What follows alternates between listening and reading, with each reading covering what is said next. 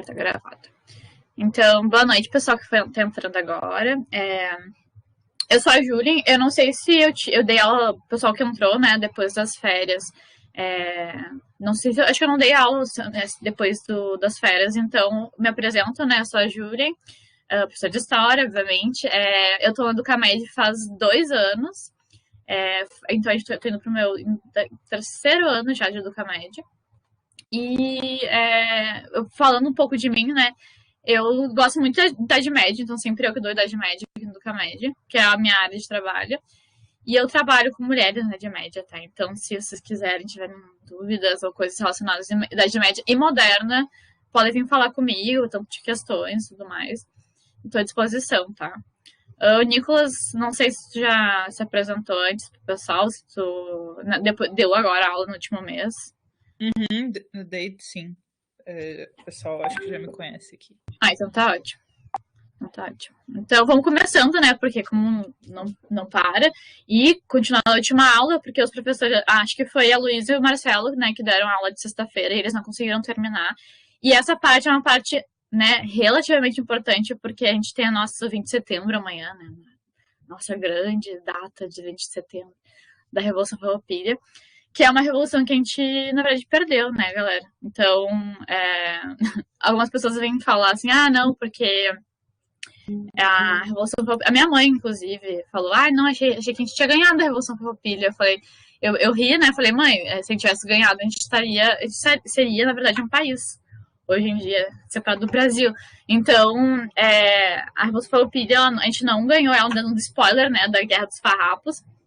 A gente não ganhou, teve um empate técnico, onde a gente cedeu algumas coisas e enfim, o governo central, né, cedeu outras coisas.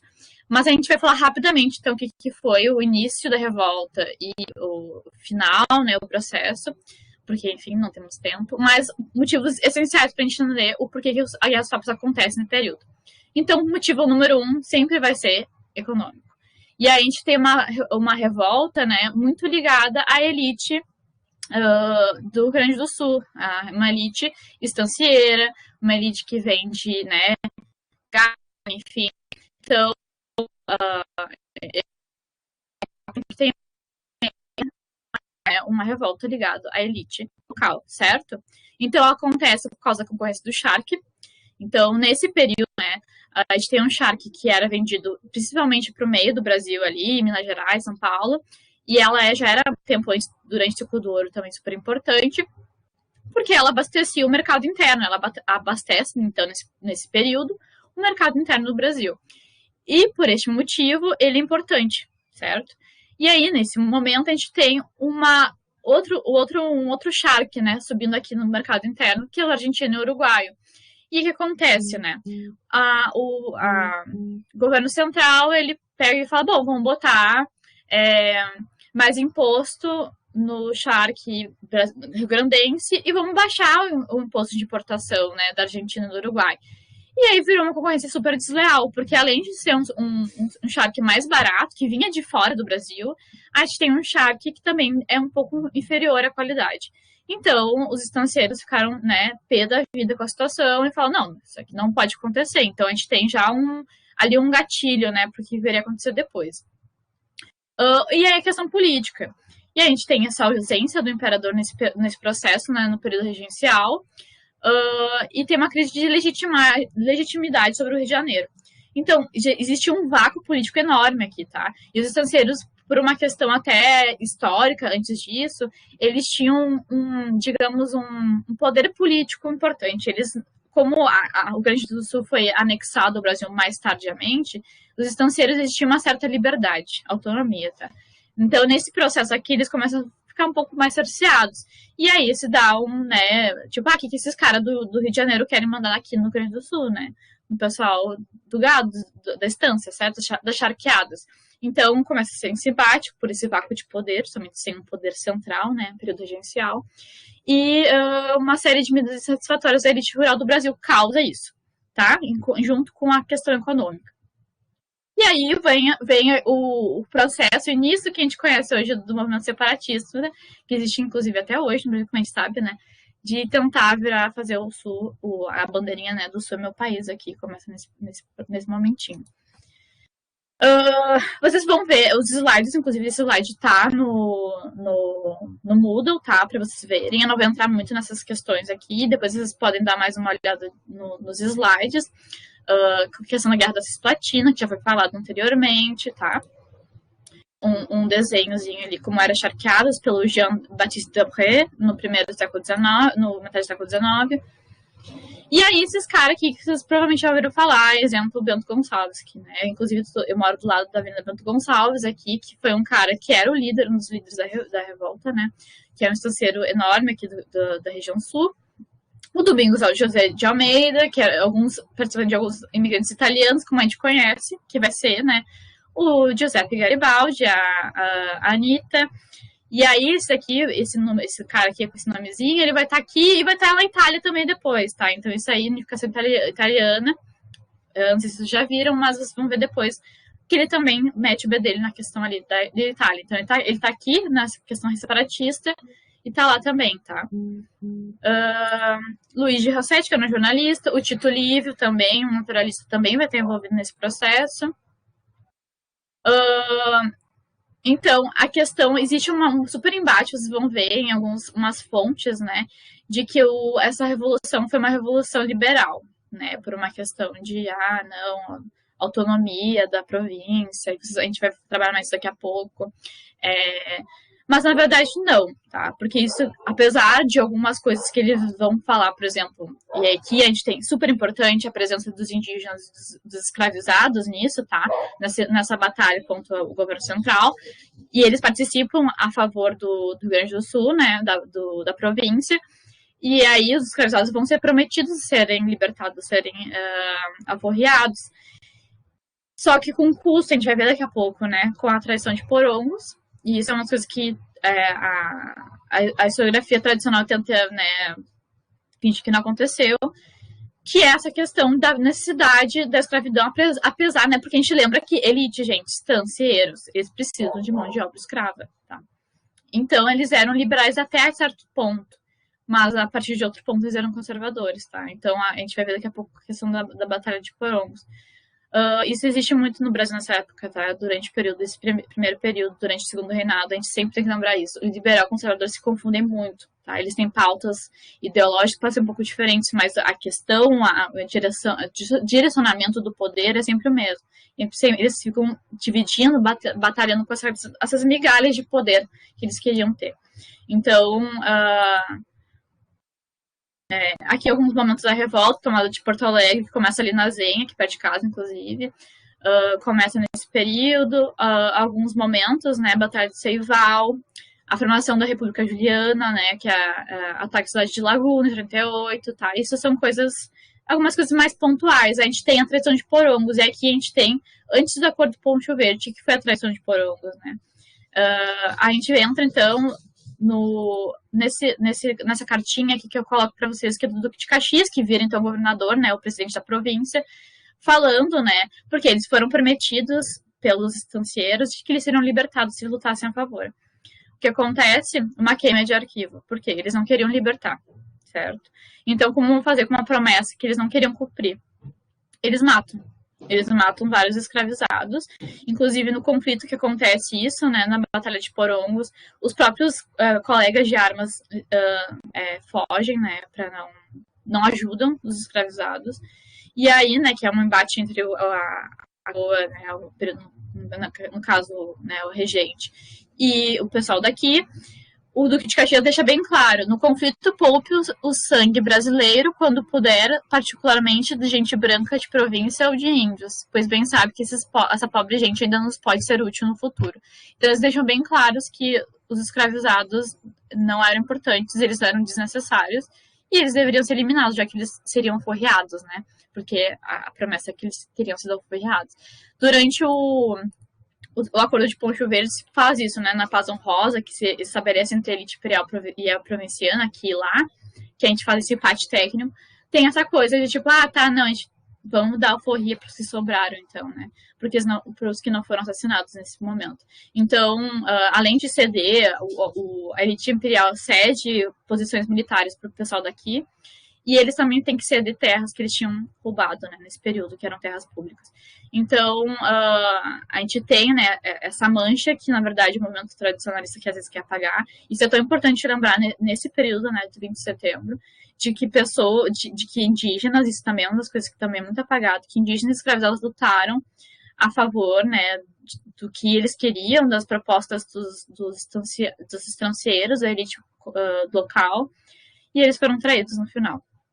Então, os lanceiros negros, né, como eram chamados, inclusive vão ver vários momentos aqui no Porto Alegre até hoje, tem o nome deles, foram esses escravizados que foram traídos e mortos nessa traição de Porongo, certo? Então, eu queria entrar mais nisso, mas por questão de tempo eu não consigo, sabe? A gente tenta dar conta das coisas, mas é um pouco difícil dar conta das coisas quando a gente tem curto tempo, ainda mais que vocês precisam estudar para o Enem e tudo mais. Então, vocês podem, quiserem, tiver alguma dúvida e tal, vocês podem nos chamar aqui. E também pode ler os slides, né? Inclusive tá aqui uns slidezinhos que o Marcelo e a Luísa fizeram, tá? Enfim, aí a gente começa a aula, né, falando sobre polêmicas, enfim, e questões, até porque é muito próximo da gente e próximo de questão, né, amanhã, dia 20 de setembro. E aí a gente começa, então, a aula de segundo reinado. A gente faz um salto temporal aqui, a gente acontece então o golpe da maioridade, como vocês viram, presidencial. E aí, Dom Pedro II assume, né, eu não lembro quantos anos ele tinha agora, mas ele era bem jovem, ele devia ter uns 16 anos, 17. E ele vai ser, então, né, Nicolas, não sei se tu lembra quantos anos ele tinha. E ele... 14, 16, 15... ele era adolescente. Aham, ele era bem jovem.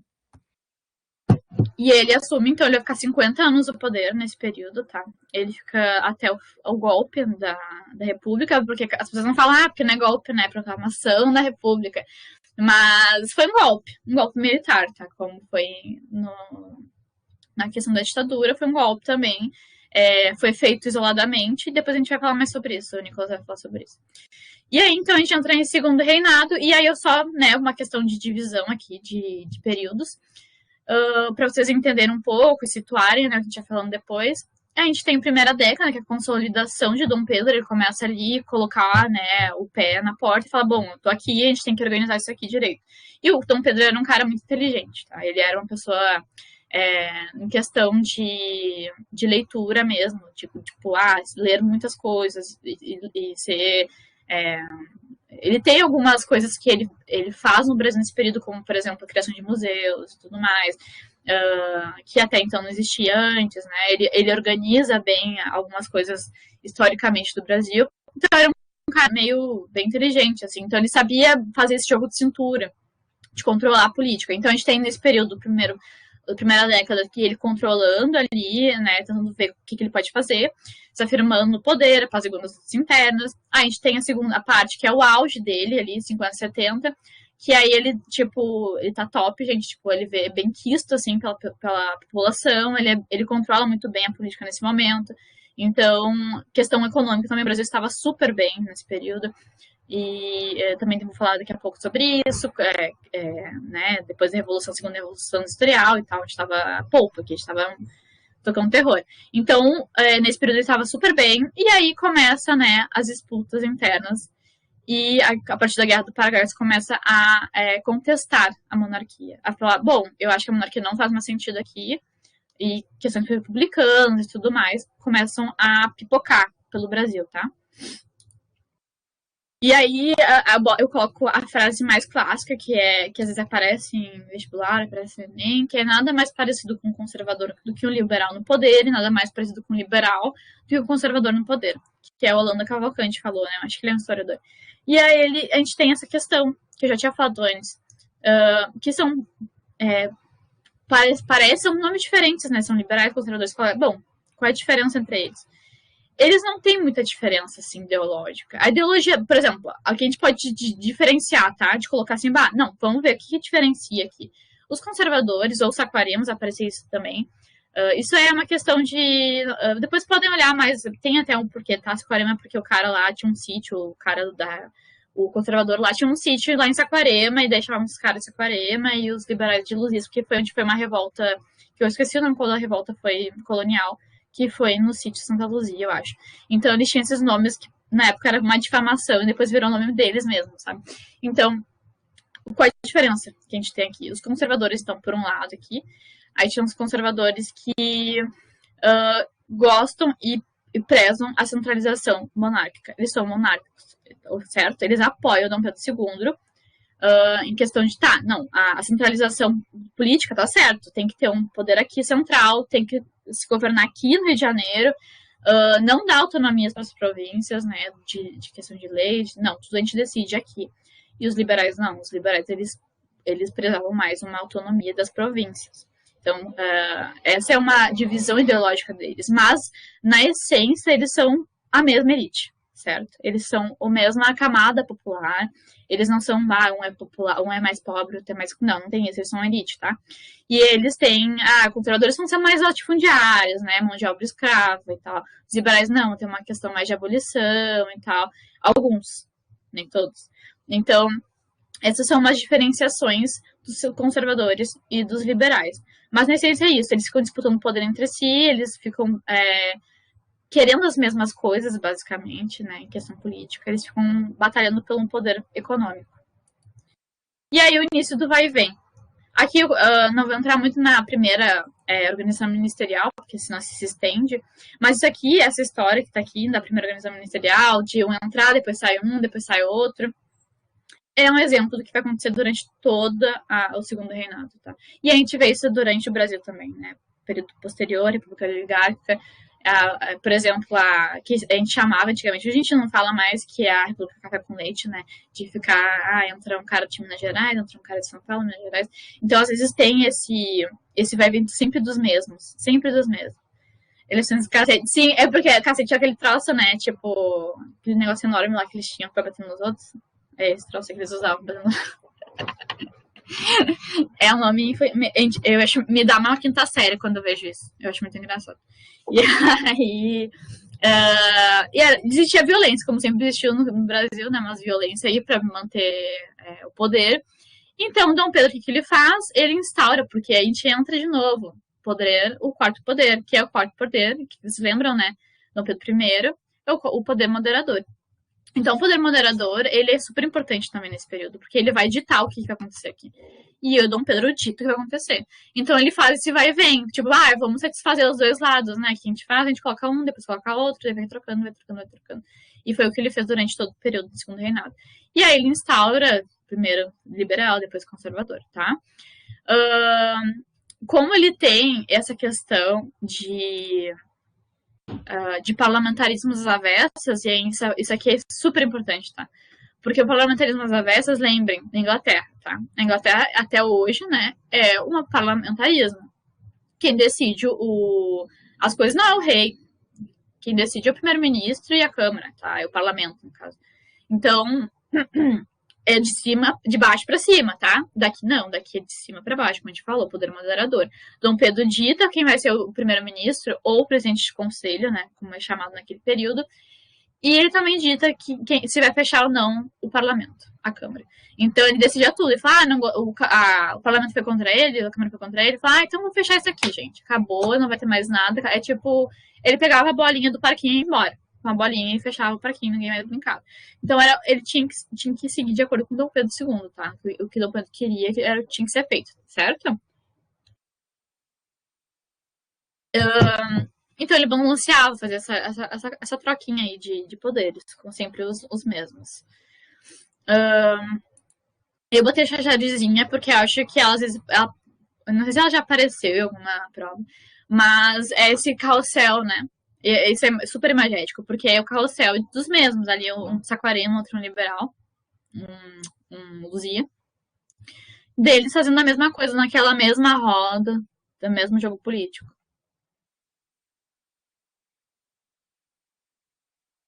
Então a gente tem a tarifa, a gente entra na relação Brasil e Inglaterra, aí dá um pulo, né? Porque a gente, além de falar Brasil e Inglaterra aqui, a gente vai ter que voltar para trás e falar, bom, o que foi Brasil e Inglaterra antes disso? E aí a gente vê, não só do antes do Brasil, de ser Brasil, era Portugal. E a gente lembra, lembram, né, das aulas de Pombal e tudo, né, anterior, que é a questão da dependência de Portugal com Inglaterra, e o Brasil era dessa dependência, certo? Claro, a gente tem que ver que, Inglaterra era um império naquele período, tá? A Inglaterra foi potência até a Segunda Guerra Mundial, certo? Então a Inglaterra vai dominar os países independentes, os países, né, menores, os países que foram colonizados, recém-independentizados e tudo mais, vai ter o super controle sobre. Então, esse jogo, ele é um jogo que vinha de antes. E aí, Dom Pedro, né, que é um cara, enfim, tentava ser pra frente ele começou a pensar, não, como é que a gente vai evoluir, não evoluir a palavra, mas como é que a gente vai fazer dar certo aqui a questão das indústrias, questões, né, de exportação e tudo mais, produção comercial, enfim. E como é que a gente vai fazer, né? E aí, a primeira coisa que ele faz ali, uma das primeiras coisas que ele faz é a tarifa Alves Branco. Eu não lembro agora em que ano que foi, mas antes de 45, né? Não botei o ano ali, esqueci. Mas é nos primeiros anos ali do reinado dele. E aí, o que ele faz? Ele pega, não, vamos taxar os ingleses, né? Não só os ingleses, mas que vinha de fora. Vamos taxar, fazer taxas aduaneiras para 30% de produtos importados, sem o similar nacional, isso é quando não tinha igual vendendo aqui, e 60% com similares nacionais. 60, gente. Aí os caras surtaram, né? Os ingleses ficaram tão de doido com a gente. E além dos ingleses surtarem, surtam também o pessoal que comprava, né, esses produtos de fora. E isso, foi bem pertinho do Bill Aberdeen. Os ingleses foram rápidos, inclusive. Um ano já estavam metendo, não vai fazer, então... as classes começam a ficar bravas porque tem que comprar mais caro. Os importadores ficam tem que vender mais caro. Os empresários, obviamente, vão ficar, né, pé da vida. E aí, como uma resposta à tarifa, né, esses aumentos de impostos, né, as taxas aduaneiras sobre os produtos importados, o governo britânico falou, então, disputa, briga, vocês querem, vocês vão ter, e eles aprovam o Bill Aberdeen em 45, que é um decreto que proibia o tráfico negreiro e permitia que os ingleses aprisionassem um navio que estivesse passando ali, entendeu? No Atlântico. Tem um navio com os escravizados dentro, vamos pegar esse navio, esses caras se passaram. Não tinha soberania. O Brasil não tinha soberania e os outros países também não tinham. A Inglaterra ditava o que seria feito naquele período. Se ele tava falando não pode, tu não fala, não pode, então, Inglaterra falando o que a gente faz. Então foi basicamente assim. E aí antes, só que daí vocês pensam, aí, claro, né? Aí vem a Lei Eusébio de Queiroz em 50, falando, então, vamos acatar o que os ingleses querem, não vamos mais comprar, né, escravizados africanos do Brasil, né? Só que essa não é a primeira lei que existe promulgada, né, para parar com o comércio. Tem uma lei anterior a essa, não sei se vocês viram na outra lei, na outra aula, que é a lei de 31, eu acho que é da regência do Feijó, que inclusive eu não sei se é a lei do Feijó agora, é a lei do Feijó, que é a chamada lei para inglês ver. E aí começa a questão de, essa lei para inglês ver, ela já falava isso. O que mudou naquela? Nada. Não mudou nada, os caras só fingiram demência, falaram, não vamos fazer nada. Só que aqui eles começam a ter uma pressão muito grande da Inglaterra. A Inglaterra já estava em cima há muitos anos, e aí daqui a pouco a gente entra no porquê que a Inglaterra queria. Não era por benevolência que a Inglaterra queria parar, né? Escravizados, né, gente? Isso é errado. Não foi por causa disso, por questões econômicas. Daqui a pouco a gente entra nisso. Então, a lei Eusébio de Queiroz vai promulgada em 50, e aí, a partir de 50, aí se corta, tá? O comércio dos escravizados africanos é interrompido a partir dali, de 1850. Só que aí daqui a pouco a gente volta nas leis, né? Só que a gente vai ver que não vai ser bem assim o comércio interno, né? Porque ainda continua tendo escravizados dentro do Brasil. Aí, antes de entrar nas leis, a gente fala sobre a questão crítica, que às vezes pode aparecer, então ela é importante falar, ao menos citar, que é a disputa que daí corta. A questão crítica é a questão que faz a Inglaterra e o Brasil se separar diplomaticamente. Eles cortam relações, tá? E aí ela parece ser muito bobo o gatilho dela, né? Porque o gatilho dela É porque, o navio deles, ela naufraga aqui no Rio Grande do Sul, acho que no Rio Grande. E o que o pessoal daqui faz? Rouba mercadoria. O pessoal se passou a mão na mercadoria. E aí o embaixador britânico, que era o Christie, falou, não, tá de sacanagem, né? A gente quer a nossa indenização porque roubaram nossa mercadoria. Aí, o que o Brasil fez? Não vai te dar nada, gente. Não vou...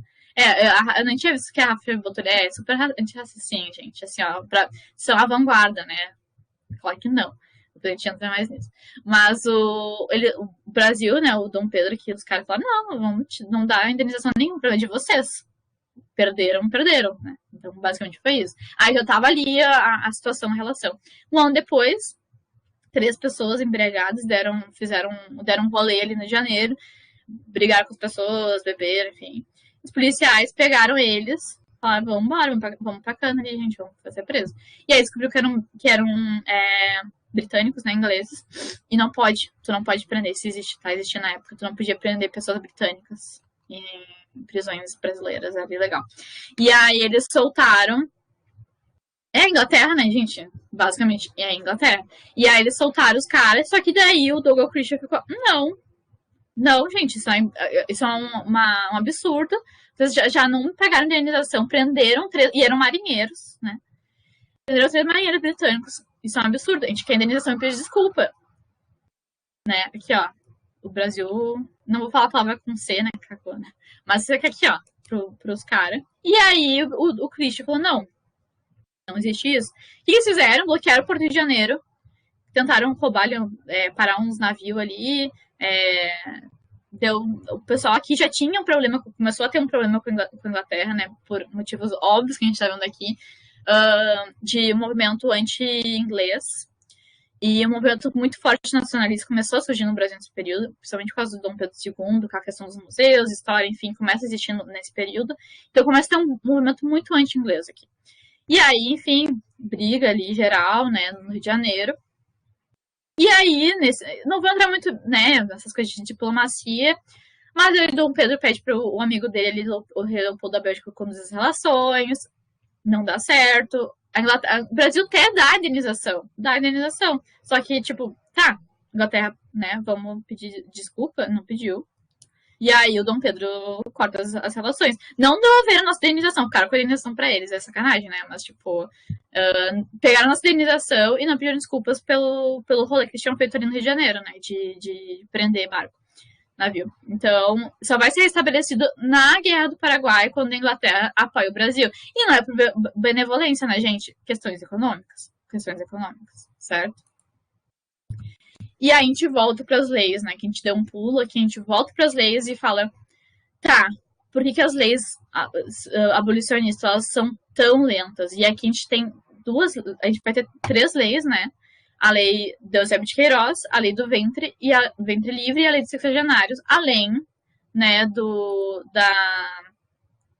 não botei aqui, mas da lei não tá ali, da lei áurea, né, que daí sim vai falar, não, acabou, por questões meio óbvias, que são as questões econômicas internas, pessoas, né, latifundiários, o pessoal, os barões do café, né, o pessoal que trabalhava com donos dos cafés, eu sempre esqueço a palavra de campo de café, gente, me diga, é cafezeiros? Não, café. Tá, vocês entenderam o rolê ali.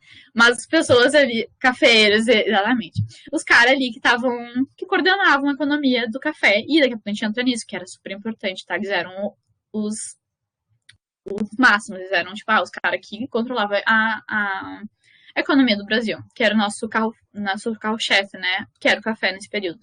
Então, eles não aceitam a emancipação. Eles falam, não, é a nossa mão de obra livre, gente. Livre não, é sem salário. E, tipo, imagina, a gente vai ter que começar a pagar a pessoa, não tem como. E aí, isso demorou muitos anos por causa disso. Eles fizeram leizinhas para tentar, né, tipo, abarcar conflitos ali entre os emancipadores, pessoas que eram a favor da emancipação, e os que não queriam, que são as pessoas latifundiárias. Então, a gente tem a lei do ventre livre, e todas elas têm um porém, tá? Todas têm uma exceção, todas. Além do ventre livre, então, a gente tem os nascidos após 71 seriam livres, porém com divergências. As divergências depois dos 8 anos, aí tem que pagar o cara, né, que era o antigo dono, tem que pagar ele, ou com 21, aí tu não precisa pagar indenização nenhuma. Então, o que os caras faziam, eles ficavam com os escravizados até os 21 anos e libertavam. Então, não era bem lei do ventre livre, porque eles não nasciam e ficavam livres, eles nasciam e ficavam escravizados por um tempo, e depois eles eram libertos, certo? Então, tinha uns poréns. A lei dos sexagenários também é absurda, porque ela ferrava os escravizados com 60 anos, mas eles eram obrigados a trabalhar mais 3 anos com os senhores, como forma de indenização, e proibiam mudança de lugar por 5 anos. E aí tu imagina, vocês acham que os escravizados viviam tanto tempo assim? Claro que não, certo? Então, os que viviam ainda tinham que ficar mais um tempo trabalhando. Então, era outra lei, né, que diz para inglês ver, que era leis para tentar, não, vamos ceder para as pessoas que estão querendo emancipação. Então, depois a gente vai ver essa questão da Lei Áurea, que vem, tipo, com pela movimentação de ex-escravizados, né, alforriados, por pessoas que queriam abolição, e também por pressão externa, como a Inglaterra, que precisava de mão de obra paga, né, poder econômico e tal, para comprar. A questão da abolição, principalmente a questão da Inglaterra, e a gente, lembrando, né, a gente é um dos último país da América a abolir a escravidão, o que é um absurdo, né, em 88. Então, a questão toda, apesar do embate, a pressão que existia da Inglaterra era por uma questão de poder econômico. Eles precisavam de pessoas que trabalhassem e pagassem os produtos, comprassem, porque tem uma industrialização e tem uma produção muito grande. Então, nessa produção muito grande, a gente precisa de pessoas comprando. E os escravizados não participavam dessa roda econômica. Então, eles precisavam de pessoas livres e que trabalhassem, ganhassem dinheiro e comprassem os produtos, certo? Então, era muito mais, não era por benevolência, é porque eles precisavam, o capitalismo não se sustentava mais em cima dessa mão de obra escravizada, certo? Então, a gente já entra nisso aqui, que é a questão da organização econômica. E aí a gente entra a questão de diferença entre a escravidão anterior, eu botei, tá, no final dos slides, um artigo da diferença entre escravidão clássica, né, da antiguidade, porque as pessoas usam, né, são desonestos intelectuais de dizer, não, escravidão, mas sempre existiu escravidão. Não, existia escravidão clássica, né, no período clássico, na antiguidade, mas eram escravidões bem distintas, tá? A gente tem a escravidão naquele período por guerra, por dever, né, por alguma coisa, eles tinham que se tornar, enfim, por coisas. As pessoas se tornavam escravas. Aqui não, a pessoa, ela estava relacionada com a raça dela. Então a pessoa ela não se tornava, ela era. Então é um dos motivos que, por exemplo, eu uso escravizado em vez de escravos, porque essa conotação de escravos é porque que as pessoas tinham. Ele era um negro escravo. Ele nasceu escravo. Não é por uma questão, ele, sei lá, não importava em que país ele nascesse. Ele podia nascer na África, ele podia nascer na América, ele podia nascer em qualquer lugar aqui. Ele ia ser escravizado porque ele era negro, certo? Então, essa questão do racismo, de raça, a questão da raça, ela é intrínseca a isso, e o capitalismo está ligado a isso, certo?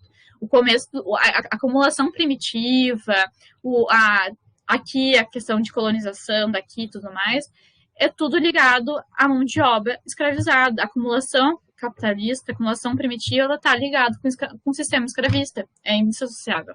Então, ser escravo, né, voltando ao que eu estava falando antes, e ser escravizado é diferente. Porque escravizado é onde tu tá sendo como se estivesse sendo escravizado. Não, tu não é escravo, tu não nasce escravo, tu está sendo escravizado, tu tira o estigma da pessoa negra, dos negros e das negras que vieram para cá, de eles estavam sendo, eles não eram aquilo, eles estavam sendo aquilo. Então, a gente tem que cortar isso. Eu acho que é por isso que, hoje em dia, eu uso isso, né, e acho que o pessoal vem usando mais, utilizando escravizado do que escravo, para tirar esse estigma. Os negros não eram escravos, eles eram escravizados, certo? Só porque eles nasceram negros, eles tinham que ser escravos. Não, eles eram escravizados. Então, no artigo ele explica melhor do que eu estou explicando, porque, enfim, senão a gente vai entrar muito longe aqui nessa questão. Mas o artigo é bem legal, tá, gente? Essa questão, ele cita um pouco isso, a diferença entre escravidão clássica e escravidão moderna, tá? Então, muitos escravizados vieram para o Brasil. Sim, Rafa, é uma coisa muito recente, tipo, muito recente. Acho que os últimos 10 anos tem essa discussão própria da academia nossa mesmo, interna, sobre os termos. E termo é importante, gente. Palavra é importante. Como a gente fala as coisas é importante. Coisas que a gente fala e a gente não se dá conta, sabe? Que são termos pejorativos, são termos discriminatórios, de raça, de religiosa, certo? Então, o que a gente fala é importante. Não só conteúdo, mas como a gente diz, certo? Então, entre o século XVI e XIX, a gente tinha o Brasil foi o lugar que mais recebeu os escravizados, certo? Que mais traficou pessoas negras para trabalharem. Obrigados. Então, inclusive tá ali 4.8 em comparação. Ali a gente tem as ilhas, né, dali de... Nossa, agora não sei se... Deixa eu ver se tá aqui. Dá pra ver melhor, tá vendo? O Caribe ali foi um dos que mais recebeu. A gente tem aqui a gente tem a América Espanhola. O Brasil é disparado primeiro. Mais recebeu. E principalmente no século XIX. A partir da questão da industrialização e do aumento de produção, a gente precisa de mão de obra. Então, a mão de obra era muito, muito rápida nesse período. Principalmente no século XIX, da pós-revolução industrial. E como a gente falou, a mão de obra escravizada ela sustentava o império, sustentava a economia nesse período. A organização econômica, então, no século XIX, a gente tem a predominância dos escravizados de matriz iorubá. Pois é, e isso é uma coisa, né, que é muito discutida, porque o racismo, e também não vamos, se eu entrar aqui a gente ficar muito tempo, né, mas o racismo do Brasil era um racismo diferente, por exemplo, do racismo dos Estados Unidos. Tem essa concepção, né, e esse também é um mito da democracia racial, que, enfim, eu posso também mandar ali coisas depois pra vocês, de que não existe racismo no Brasil, porque o negro é igual, não teve por exemplo, que nem teve nos Estados Unidos a divisão lá, absurda de colorismo, né, que eles falavam, de falar, não, negros não podem sentar com a gente, negros não podem votar, não teve essa prática em forma de lei, mas teve práticas indiretas e práticas que eram veladas, certo? Então, a própria lei a Lei Áurea, ela teve a libertação dos escravizados, e aí o que acontece com os escravizados nesse período? O que acontece? Eles são soltos à míngua, tipo, não podem ir embora, tipo, vocês não trabalham mais aqui, vocês não são mais obrigados a ficar, né, então, e aí cria uma massa de pessoas que não tinham emprego, essas pessoas, inclusive, do começo do século XX, essas pessoas que não trabalhavam elas podiam ser presas por ser vagabundas, né, e muitos desses vagabundos eram pessoas negras que não conseguiam trabalho, então eram coisas que não queriam ser, e aí as pessoas não queriam empregar esses negros, na maioria das vezes, algumas, claro, aconteceu de serem empregados em lavouras e tal, de café. Mas eles não eram mal vistos pela sociedade. Então, não existia uma lei para dizer, não, negros não vão ser.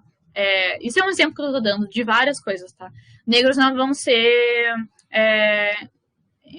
empregados em coisa, tal coisa, não pode fazer tal coisa. Não tinha exatamente. Eu acho que. Eu não sei, tá? Eu posso estar me equivocando. Pode ser que não. Tem alguma coisa relacionada, tipo, negros não podem fazer tal coisa. Mas era muito mais, tipo, o que a sociedade ditava ou não. Tipo, eles não eram empregados porque eles não queriam escravizados, entendeu? Então, sempre foi muito velado. Muito velado. Enquanto em outros lugares foi um pouco mais, não, é isso, é isso, é isso. Então, tem esse mito da democracia racial. Não dá pra entrar muito nisso. E aí, claro, a questão de pessoas falarem, não, pessoas vêm de fora e falam, eu já vi gente falar isso, tá? Americanos falar assim, não, porque o Brasil não é tão racista que nem os Estados Unidos, por essa coisa de ser velado, entende? Então, é muito complicado isso, porque não é explícito. Nosso racismo não é explícito, tá? Enfim, a gente tem predominância de escravizados de matriz iorubá, que essa região aqui, ó, normalmente iorubá são pessoas, na comunidade, mas são grupos etnolinguísticos, tá? Eles dividem línguas ou iguais ou muito parecidas e também de questões étnicas. Então, é mais ou menos nessa parte aqui, tá? Período histórico de maior transação, né, de tráfico transatlântico, como eu falei antes. E a organização econômica, como eu já falei, isso também, não vou falar mais muito sobre isso, porque, né, enfim, não vai dar tempo. E a aprovação da lei de terras, que aí a lei de terras... O que é a lei de terras, tá, gente? Importante, porque ela vai ditar o que é o Brasil hoje, que são os latifúndios. Até esse período, as terras ou elas eram doadas, ou elas eram públicas. As sesmarias, lembra das sesmarias? Então tinha muitos sesmareiros. Aí eu não lembro como é que é o nome das pessoas que compravam, sou péssima pra essas coisas de conceito aí de nome. São as que eram, que o governo doava, né, as terras. E as terras que ficavam soltas, as pessoas entravam, iam pra cima e aí faziam a posse. E aí chamavam os posseiros, tá? Então, nesse processo de lei de terras, inclusive eu botei no final também um textinho falando mais para vocês lerem sobre isso, porque eu não vou conseguir entrar muito nisso. Ele reordena esse sistema de sesmeiros, né, de sesmarias, e dessas terras soltas e que poceiros pegavam para plantar coisas, mas que eram públicas. Eles organizam e falam, não, vamos fazer o quê? Vamos pegar terras maiores, grandes, para ser utilizadas para fazer lavoura de café, enfim, coisas. Vamos plantar. Então, em detrimento das pequenas posses que tinha, elas tiveram, inclusive, que pessoas que tinham pequenas posses, pulseiras de pequenas, né, terras, tiveram que sair. Porque não tinha, enfim, começaram a vender terras muito caras, e eles não tinham dinheiro para pagar. Quem tinha dinheiro para pagar comprava em lotes. Então, os latifúndios começaram a predominar nesse período demais. E aí, né, lavoura e tudo mais começou a ser implementado com mais força. Então, a economia do café começa muito forte depois da lei de terras, porque começa a existir terras enormes, possuindo uma pessoa só, de um dono só, com terras enormes. E aí, a gente tem esse histórico até hoje, né? O Brasil, basicamente, é a terra de latifundiários. E aí, né, a questão, já falei, de aquisição de terras somente de compra e venda. E aí não existe mais doação do governo. Fala, não, aqui não existe mais doação, a gente só vai comprar, vai vender e comprar, tá? Já falei sobre isso também. Eu tô começar a passar um pouco mais rápido, né, para dar conta para o Nicolas falar mais. Mas eu também já falei da Bill Aberdeen, da Zé de Queiroz. E a questão do comércio interno. Se corta a Bill Aberdeen, se corta o comércio interno a poupa.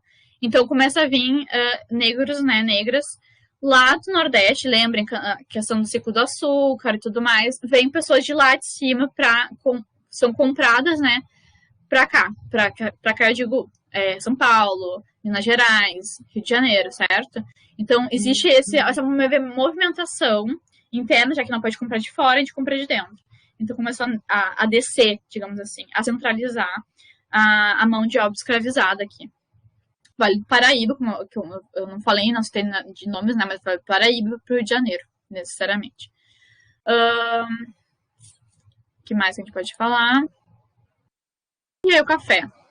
E aí, gente, eu faço uma pergunta para vocês, né, que o café faz nesse século XIX, né, 1800 e bolinha, o café estoura no mundo, principalmente na Inglaterra e nos Estados Unidos. E aí eu pergunto para vocês, por que vocês acham que o café estoura?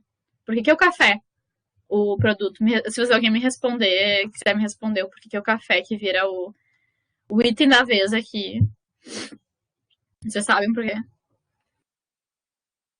Quando eu fiz a ligação disso, exatamente, isso é uma coisa parece meio óbvia, talvez, né, ou talvez não seja, mas quando eu descobri isso, eu fiquei tipo, cara, é real, é verdade, é a questão do trabalho, de trabalhar muito e tu precisar ter energia para continuar trabalhando, porque tu trabalhava muito.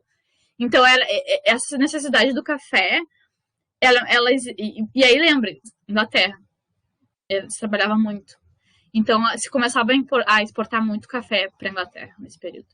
Então, a gente tem desenvolvimento da lavoura cafeira nesse momento, enorme. A partir da década de 30, então, a gente se torna um produto de exportação essencial, né? Aí a gente começa o ciclo do café aqui, que acaba, não que acabe açúcar, né, produção de açúcar, essas coisas, não. Mas o café se torna o carro-chefe. E, inicialmente, ele pouco ia se diferir do modelo cultural de produção, que é aquela coisa de latifúndio. E isso foi a principal característica que se desenvolve no Vale do Paraíba, aqui no Rio de Janeiro, tá? Que tem esse clima mais ameno. Aí, importante, o clima. o clima aqui, vai falar daqui a pouco vai aparecer que é a terra roxa, né? E aí se lembra a terra roxa, que é uma terra muito nutritiva, com muitos nutrientes, então a plantação dá muito, se colhe muito nos primeiros momentos. O que acontece, né? Se exaure a terra depois de um tempo. Daqui a pouco a gente fala sobre isso. Enfim, a gente fala sobre a produção de algodão, que também perde espaço para os Estados Unidos. Aí lembro, né, das questões de produção do sul dos Estados Unidos. O cultivo de tabaco ele também não é muito necessário, porque ele é utilizado pela uma espécie de moeda de troca com a África. Então, como se extingue o tráfico internacional, o tabaco não é mais precisa ser tão plantado. Então, você começa a ser mais necessário o café para suplantar a economia. E é como eu falei, Estados Unidos e Europa, principalmente Inglaterra. Então, se emerge a partir da lei de terras esses barões do café, esses donos de latifúndios que tinham lavoura de café, e eles se tornam os caras, né, os topzeiras ali do rolê. Falam, não, a gente manda aqui no Brasil, nós somos a economia principal, a gente manda no poder econômico, tá? Então, o Vale do Paraíba, ele é super importante no primeiro momento. Vai ter a expansão, que a gente vai falar pro oeste, do Paulista. E eles não tinham uma ascendência de elite. Eles são pessoas que cresceram. São principalmente esses poceiros, tá? As pessoas que pegavam, né, invadiam terras públicas e começavam a plantar muita coisa.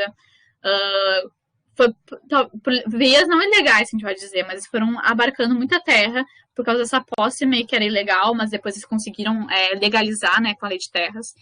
Então eles não eram uma elite, necessariamente. Eles não eram uma elite. Eles se tornaram depois uma elite, tá? Então, se faz essa mudança do que era antes em cima para baixo, ali para a economia do sul e sudeste, também lembrando da questão do gado, né, como a gente falou antes, que também abarca esse comércio interno.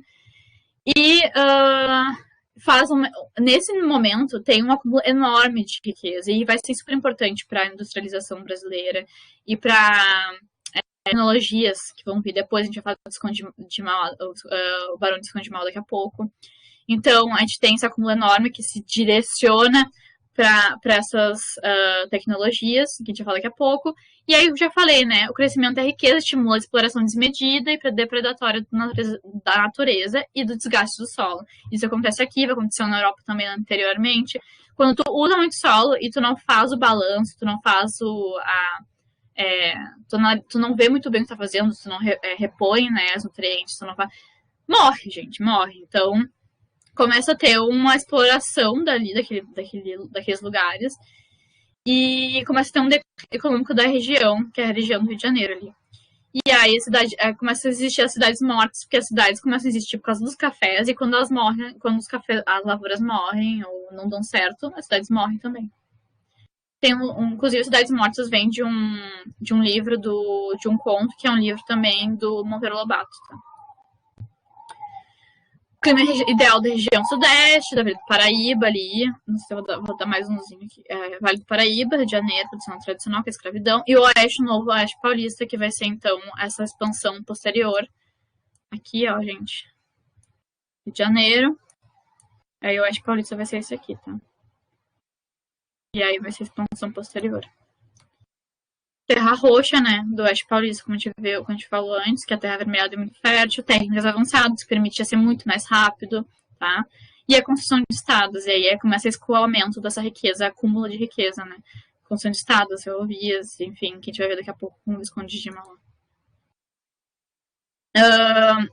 Né, diferenciação gradativa da substituição de mão de obra escravizada, então se fazia necessário essa mão de obra escravizada, não tanto mais, porque estava sendo abolido, então imigração, daqui a pouco eu vou falar sobre isso.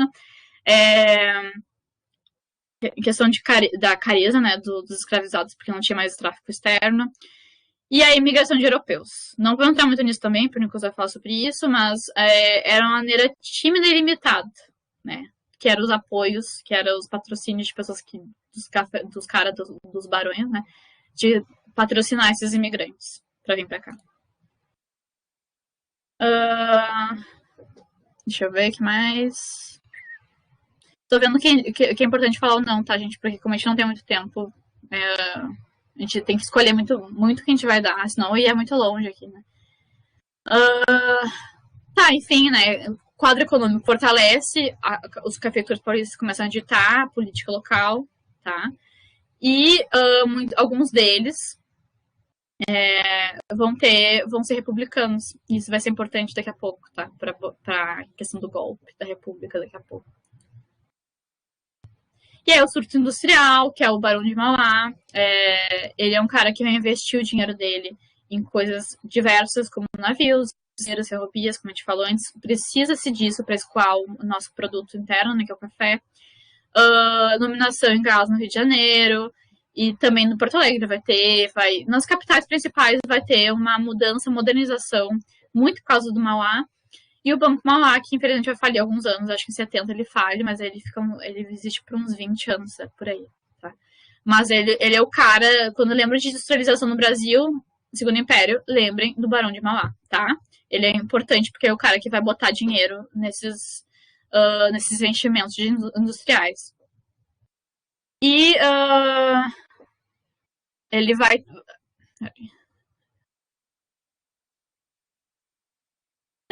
basicamente a gente já falou sobre isso, sobre os serviços, né? Modernização do país, expansão de serviços urbanos, né? Condições melhores de vida, né, na cidade, vai começar nesse período. A necessidade de industrialização mesmo, dos produtos internos. Ele vai falir, né, inclusive, como está escrito ali. E as ferrovias, que é o... Imagina, gente, a velocidade que tinha dos produtos a partir daquele momento, tá? Então, para escoar o café para os outros lugares, a partir dele começa a ser muito rápido. Então, a produção começa a ser muito rápida, tá? Por causa das ferrovias. Aí se expande não só ali naquele local ali, né, na região de São Paulo, Rio de Janeiro, para cá também vai ser muito importante. Principalmente nas cidades, como está escrito ali. E vai ter um pezinho inglês ali, né? A Inglaterra, ela tem essa questão da revolução, né, industrial, né, o início. Então, ela vai ser muito forte, segundo a Revolução Industrial, no século XIX, e ela vai também estar aqui. As empresas inglesas vão estar ligadas principalmente às ferrovias, certo? Então, isso causa problemas até por questão de dívidas externas, etc. Certo? Passar, então, por Nicolas, e eu peço desculpas até por me passar muito, mas, enfim, a gente começa a falar e vai, né? Sim, é bastante coisa também para só um momento de aula, assim, é difícil. Mas, então tá, pessoal, vou começar aqui, a partir da onde a Júlia parou, aí falar um pouco sobre essa questão da imigração. Como a gente já estava falando, né, tava esse período de abolição da escravatura, então essa mão de obra não era mais bem vista, nem pela maioria das outras partes do país, principalmente pela Inglaterra, tudo isso que a Júlia falou. E então começou a se pensar alternativas para substituir essa mão de obra. Uma coisa que eu acho que a gente tem que pensar também sobre é porque logo depois da abolição da escravidão, não foi justamente uma coisa que se deu da noite para o dia também, no caso. E também não foi só a partir da abolição que a gente teve pessoas que eram escravizadas deixando de ser escravizadas. Anteriormente já tinha também, mas após a abolição ainda continuou. O sistema ainda era muito enraizado dentro da economia, então, ao mesmo tempo que a gente tinha essa vinda daí de alternativas, por exemplo, da imigração, a gente também ainda tinha pessoas escravizadas trabalhando de forma muitas vezes assalariada, mantendo favor, tu mora aqui em casa e trabalha, porque foi um pouco o que a Juliana falou antes, as pessoas não foram amparadas politicamente pelo governo, então elas, se elas tinham que sair de cá, da onde elas estavam morando, onde elas estavam trabalhando, muitas vezes elas ficavam desamparadas na rua. Então, às vezes era muito melhor ficar na casa do seu senhor do que ficar desamparado na rua, no caso. Então, a gente tem daí aqui um pouco sobre essa questão da imigração, que ela foi uma alternativa encontrada pelos cafeicultores para a substituição da mão de obra escravizada. E daí, a partir de 1808, por aí, começou a ser estimuladas a vinda de imigrantes europeus. Em 1820, a gente tem daí imigrantes alemães para vir aqui para para a Colônia do Sul, como São Leopoldo, Rio Grande do Sul, Blumenau e Santa Catarina. Então a gente tem o começo dessa leva de migrações. Aí pode. Eu acho que eu consigo passar aqui. Ah, tá. A gente tem, então, qual a principal característica? Isso também a gente pode pensar um pouco, porque logo após a abolição, no caso, o Brasil também era um país que ele estava. A maioria, o número de pessoas escravizadas, pessoas negras que vieram para cá, né? Era muito grande. Então a gente tinha também uma questão que eu acho importante a gente pontuar sobre um incentivo até um pouco de um embranquecimento que vai acontecer um pouco mais para frente, mas com a imigração ela também acontece, porque daí essa imigração ela geralmente vem de pessoas europeias, brancas, que vão começar a ocupar esses espaços de trabalhos que geralmente eram ocupados por pessoas escravizadas, pessoas negras no caso. Então aqui a gente tem um pouco também sobre a primeira tentativa, assim, dessa leva de imigrantes em 1847, o fazendeiro senador o Nicolau de Campos Vergueiro. Ele realizou a primeira experiência de empregar imigrantes na lavoura por meio do sistema de parceria. O que era mais ou menos o sistema de parceria? É uma coisa que até hoje, na verdade, a gente vê um pouco em algumas situações aí de forma mais clandestina, digamos assim, que é o quê? A pessoa vem de algum país, digamos, naquele momento, provavelmente vinham. Eu vi ali que famílias da Bélgica, da Itália, da Alemanha, vinham, o governo, o fazendeiro, pagava a passagem, pagava o transporte, pagava tudo para a pessoa vir, dava um adiantamento, a pessoa vinha com a sua família e começava a trabalhar naquela fazenda e ficava meio que devendo para aquele senhor o seu trabalho. Então, ela tinha que dar, por exemplo, se ela produzia lá a questão do café, produzia suas coisas, e ela tinha que dar 2/3, 1/3 da sua produção para o senhor, e muitas vezes tinha uma questão de como não era uma coisa muito bem organizada também, né, no caso, poderia ser cobrado juros, então tinha várias outras questões que, assim, a gente falando, assim, às vezes parece uma coisa meio simples, mas não era tão simples. Essa vinda desses imigrantes, às vezes, muitas vezes era cercado de coisas que, para vir para cá, até para lá, de vir do local onde eles vinham para cá, tinha toda uma travessia enorme, muitas vezes tinham, enfim, outras questões de trazer família, aí aqui chegava não era bem o que esperavam, o local também não era propício para alguma coisa, de plantação, daí essa questão também de ficar devendo, então tu não se tornava um trabalhador livre, no caso, tu estava sendo... era um regime um pouco parecido com o que a gente tinha aqui, mas ao mesmo tempo na substituição daí dessas pessoas escravizadas de pelo menos receber algum pagamento, alguma coisa assim. A gente tinha também de pensar nessa questão da imigração, porque agora o sistema de imigração é diferente, mas ao mesmo tempo a cultura da escravidão ela continuava dentro do Brasil. Então, muitas vezes a gente tinha imigrantes reclamando das condições de trabalho, que eram forçados a trabalhar horas e horas, coisas que também eram muito comuns lá na Europa naquele momento, mas que aqui também era comum. Então a gente pode pensar que só as pessoas mudaram, obviamente, não tem como comparar a escravidão com a imigração, né, no caso, mas as condições de trabalho não melhoraram tanto assim, só porque eram pessoas que não eram escravizadas, no caso. Aí é que a gente também tem, né, em troca daí os imigrantes eram... só um momento que eu vou ter... Não precisa.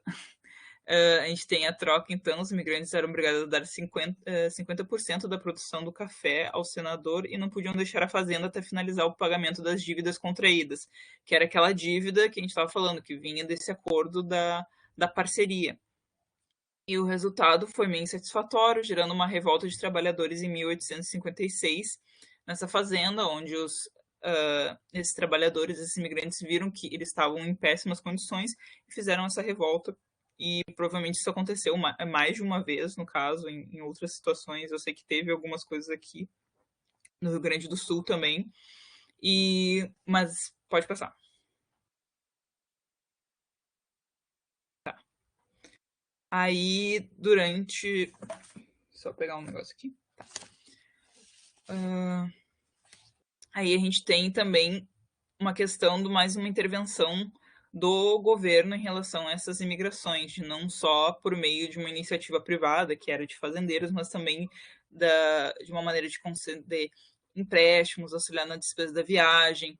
Daí também, como diz ali, chegou a construir uma hospedaria de imigrantes na capital para alojar os recém-chegados. Então, tinha toda, por ser esses novos ares, né, das questões de trabalho, de ter também, se vocês pegarem o contexto, na Europa também já estava se tendo um novo olhar sobre a forma de relações de trabalho, de não era mais aceito trabalhar horas super exaustivas por condições precárias de trabalho. Então, essas pessoas chegam para cá também pensando sobre isso. Isso não acaba ficando só na Europa. Então, aqui isso também vai ser muito reivindicado, de ter locais bons de trabalho, locais horas não tão exaustivas, mas obviamente aqui eles chegam aqui num sistema totalmente diferente, que ainda era muito voltado para esse sistema escravocrata que a gente tinha aqui. Além de também compartilhar, porque ao mesmo tempo que as pessoas chegaram para trabalhar aqui, ainda assim haviam pessoas escravizadas trabalhando, então tinha essa disputa um pouco de trabalho. Então, muitas vezes, esses imigrantes chegavam aqui e já tinham pessoas trabalhando num certo ritmo, e aí rolava esse estranhamento, essa tentativa de, digamos, de fazer o trabalho, porque, né, daí as pessoas escravizadas geralmente viam esses imigrantes chegando e tendo condições diferentes de trabalho, gerava revolta, então eram constantes conflitos durante esse período de trabalho, né, no caso. Aí pode passar. Eu vou tentar dar uma acelerada pra gente conseguir ver tudo. Mas nem estresse, Nicolas, porque se tu não conseguir terminar, eu termino na sexta, tá? Porque eu vou dar aula na sexta também, e daí fica tranquilo, tá? Não, eu sei que eu falei muito, que eu fui muito. Não foi. É muita coisa. Se a gente deixar de fora, fica incompleto daí.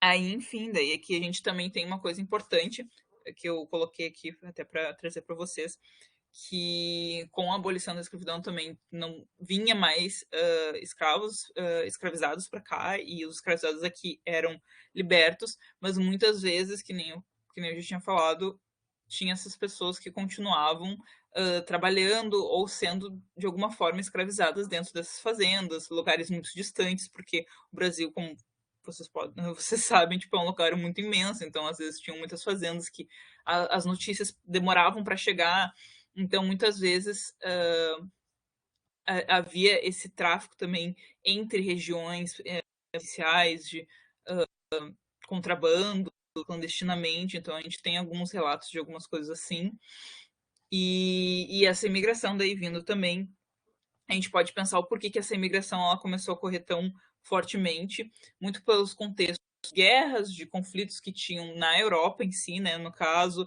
alguns conflitos econômicos que existiam nos dois principais países que recebiam imigrantes, que era a Argentina e os Estados Unidos. E aqui a gente tem um pouco dos números também do que eram esses imigrantes, que geralmente eram italianos, seguidos de portugueses, espanhóis e alemães. E que eram geralmente essas regiões que estavam mais em conflito no contexto. Inclusive, a Itália e a Alemanha, lembrem disso, né? Unificação alemã e italiana no mesmo período. Então, existiam conflitos ali na Alemanha e Itália que causavam pessoas de terem que se mandar, entendeu? Nós vamos ver isso mais pra frente. Uhum. Tipo, vem, obviamente, isso é uma primeira leva, a gente tem depois seguidos, por exemplo, na Guerra Mundial, muitos imigrantes poloneses, aí também depois de um tempo tem imigrantes japoneses, então a gente vai tendo uma leva muito grande que explica hoje em dia o nosso país ser um país tão diverso, né, no caso. E daí, geralmente, aqui a gente coloca que essas pessoas geralmente vinham para esses polos onde eram um pouco mais voltados para a agricultura, para questão mais não tanto de indústria, no caso, que era São Paulo, onde tinha essa expansão econômica da área do café, daí depois um pouco mais para outros locais, mas mais para a área central de São Paulo. Minas Gerais também. Pode passar. Aí aqui a gente vai falar sobre uma coisa um pouco à parte, mas não tanto, que é sobre a Guerra do Paraguai. A Guerra do Paraguai ela é um conflito de 1865 até 1870. Ela é um conflito que foi dito como o conflito mais sangrento da história brasileira, porque foi um conflito bem longo, né? No caso, dá para ver aí um conflito de 5 anos, praticamente. Tem controvérsias em relação a essa data de 1865. Alguns historiadores falam que é 1864, mas que a gente daí pode pensar um pouco sobre essa região. Eu coloquei um mapinha aí para vocês verem o que pega nessa região, que é o Brasil, o Uruguai, o Paraguai e a Argentina, que são esses 4 atores principais. E daí eu coloquei que ela foi conhecida como a Guerra da Tríplice Aliança, que daí envolveu o Brasil, a Argentina, o Uruguai e o Paraguai. E eu coloquei ali um link, depois vocês podem dar uma olhada quando os slides estiverem ali no Moodle, que é o 3º episódio da Guerras.doc. É uma série bem boa, ela é uma série, tem na Netflix, mas ela fala sobre diversos conflitos que tiveram no Brasil, então desde das chegadas dos portugueses, daí tem a Guerra do Paraguai, tem também, eu acho que da Independência. É bem legal, é bem animado também, e tem vários historiadoras falando sobre o contexto, e são bem curtinhos, eu acho que deve ser uns 20 minutos no máximo. Esse é bem bacana para falar um pouco da Guerra do Paraguai, explica algumas coisas que a gente tentou trazer aqui, mas de uma forma um pouco mais aprofundada até, assim. Mas, enfim, aqui a gente tem... Eu trouxe um pouco dos antecedentes para a gente conseguir entender o que foi essa Guerra do Paraguai. Que a gente tem esses principais países envolvidos, que era o Paraguai, que ele estava saindo da época da independência, da sua independência em 1811, que é esse período que foi do governo ditatorial, que daí entrou o governo ditatorial da família dos Lopes, que daí depois a gente vai conhecer um pouco mais sobre o Francisco Solano Lopes, que foi um dos principais atores dessa Guerra do Paraguai. A gente tem o Uruguai, que saiu da independência em 1825, que estava depois, logo que saiu do período da independência, entrou em guerra civil, num período de guerras civis ali, onde se originou daí hoje, como é conhecido, os partidos dos blancos e os partidos dos colorados. A gente tem a ascensão daí dos blancos, que eram um partido um pouco mais voltado para a direita, digamos assim. Ele era formado principalmente por latifundiários, enquanto o Partido dos Colorados era formado muito mais por alguns comerciantes, grandes comerciantes que tinham na região. Entrou nessa disputa em relação a quem iria tomar o governo do Uruguai, acabou ganhando os blancos naquele momento. E o Uruguai, ele tinha uma relação bem próxima do Paraguai, porque o que vocês podem dar uma olhada aqui pelo mapa, o Paraguai, ele não tem saída para o mar. Ele é a única região ali que não tem uma saída para o mar. Até tá cortado o mapa mais para a esquerda ali, mas não tem. E para ele ter essa possibilidade de chegar nessas rotas marítimas, que era geralmente como era feito o comércio, ele precisava passar ou pelo Brasil ou pelo Uruguai, passando pela Argentina e depois pelo Uruguai. E o Paraguai decidiu fazer se consolidando mais politicamente com o Uruguai. Então, ele tinha todos os acordos marítimos para fazer essa troca de comércio com o Uruguai, no caso. E tinha daí todos esses acordos políticos, então eles tinham essa relação bem forte entre eles. E aí a gente tem o Brasil, que daí é o que a gente está estudando agora, em relação ao segundo reinado. Era uma, digamos, potência ali no meio entre esses países, que tinham um forte interesse na Bacia Platina. A Bacia Platina é o que vocês podem ver, onde tem ali o Rio do Uruguai, daí tem outros rios que era geralmente onde era feito esse comércio entre esses países, no caso, entre a Argentina, entre o Paraguai, entre o Uruguai.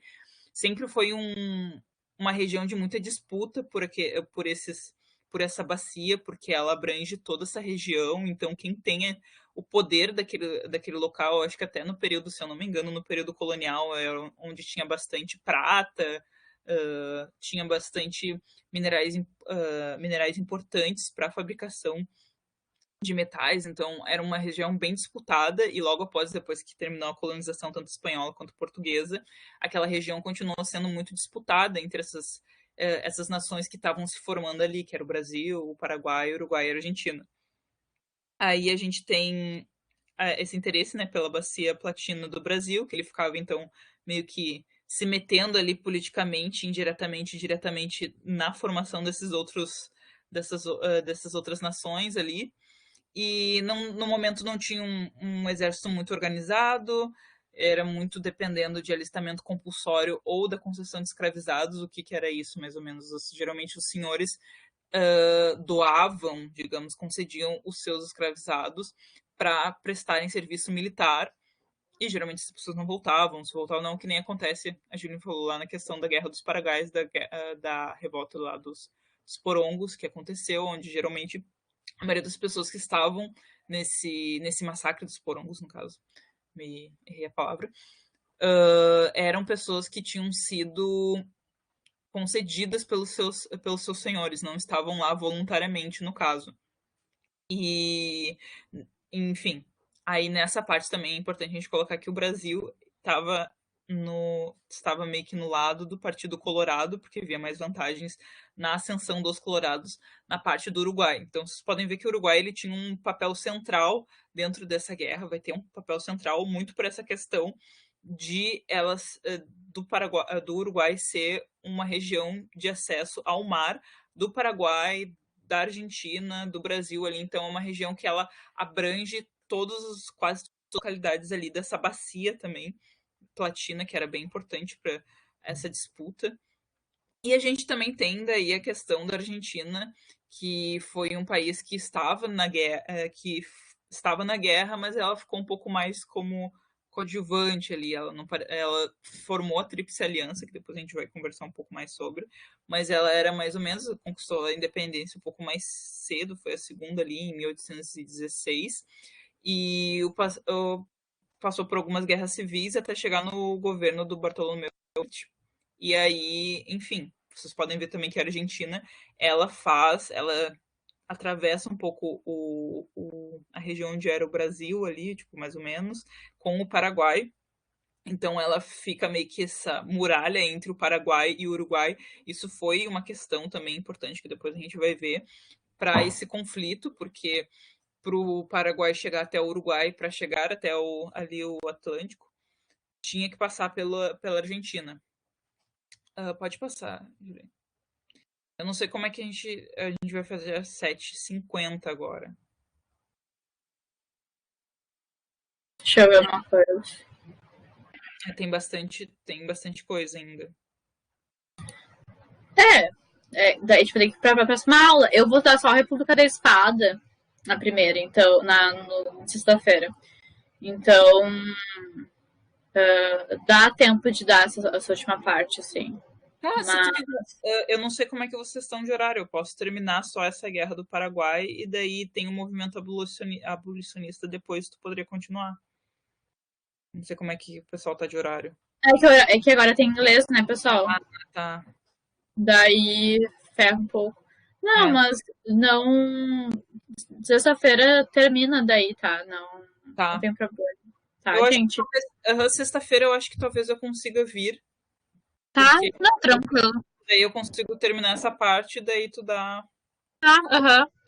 Então, gente, eu vou liberá-las para vocês, para a próxima aula, né? Então, sexta-feira a gente se vê de novo. A gente continua esse Guerra do Paraguai e tal, e a gente entra também em República, tá? Então, um beijo para vocês. Obrigada pela paciência. Valeu. Boa noite. Beijo, boa noite aí para vocês. Bom feriado.